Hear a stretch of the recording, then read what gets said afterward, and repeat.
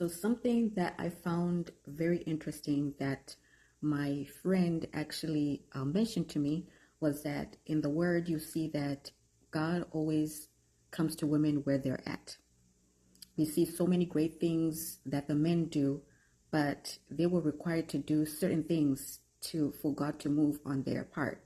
You see, like Moses had to be humble for 40 years. He also had to be in the mountain for 40 days with the Lord. Abraham had to leave his home country and everything that he knew. Jacob had to flee from home. There's so many examples of what men had to do all these things, for God to move or execute the covenant. They had to go through so many things. You see so many examples of you see so many examples of God coming to women where they're at. We have the first example is Hagar. Hagar was Abraham and Sarah's maidservant, and because Abraham and Sarah did not have faith in God's word at that time, God's promise at that time that Sarah would bear a child, they decided to take the matters in their own hands and let Hagar have Abraham's child. And Sarah mistreated Hagar and she ran away. But God appeared to her in the desert. She had put her child under a tree, looked away because she didn't want to see her son die because she couldn't provide for him. She had nothing. She ran away with nothing. And God came to her and asked her what was wrong, and even told her to go back where she was being mistreated because she had to work on herself internally, and so did Sarah. So he was looking out for both of them.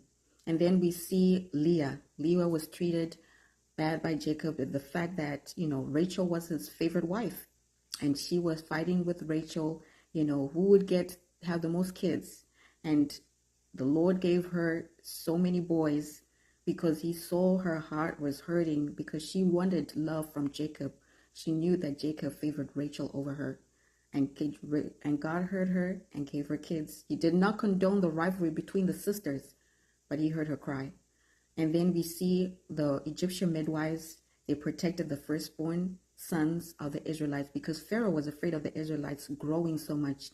No matter how harsh he was with the Israelites, God kept blessing the Israelites, and the midwives protected the firstborn because Pharaoh wanted them to get rid of the firstborns.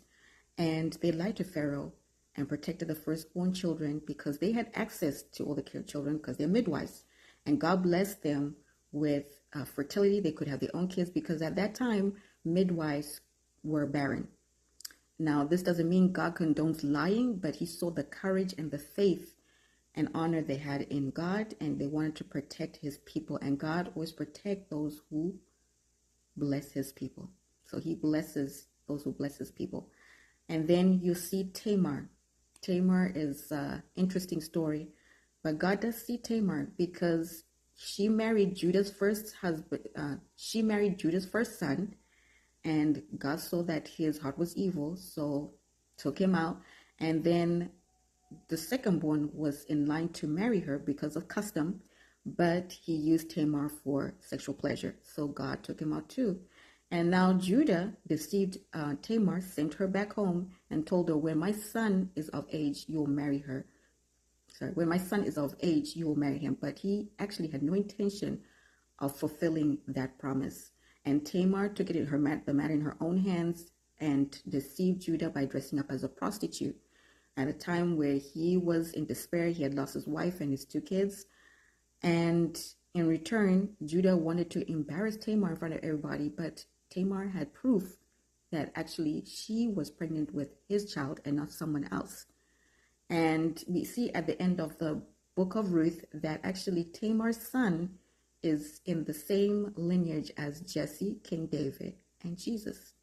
And then we see Rahab, who protected the spies, and she saw how amazing God was, who delivered the Israelites from Egypt. She had fear for the Lord more than the Israelites themselves and protected the spies. And God blessed her by protecting her family when the Israelites came to attack Jericho. And also she was included in the lineage of Jesus. So God doesn't require us to do a lot to perform. We're not like Moses, who had to go into the mountain for 40 days just to be with the Lord. God appeared to women where they were at. The woman at the well, Jesus appeared to her. She didn't go anywhere. She was there drawing water, and he appeared to her. So I just hope that this encourages you and just lets you know, even though things are not going the way that you would like, maybe God is silent or you think God is ignoring you. He's not. He sees you. And I want you to remember the words that Hagar said whenever you're in doubt, and say that God sees me, because he does. He does see you.